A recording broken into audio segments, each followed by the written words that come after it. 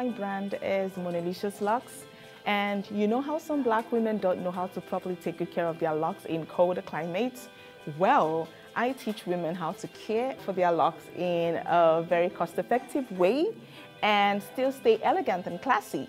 So speaking about my products, currently we have this product out for sale for women who love locks, or women who actually have locks.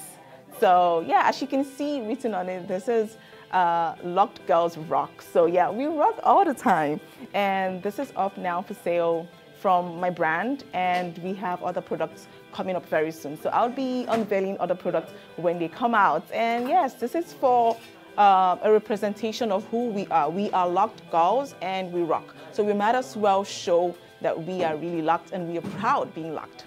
So I use strictly natural products for my hair services because we are a natural hair and lifestyle brand. So everything we do is all centered around natural hair, 100% natural. We don't use chemicals for anything because it's a Sister Locks and natural hair brand. So that's it, we're natural. My brand is mainly for women, but then I also render services to men.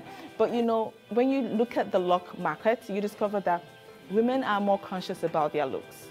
And my main area of specialization being Sister Locks is for women.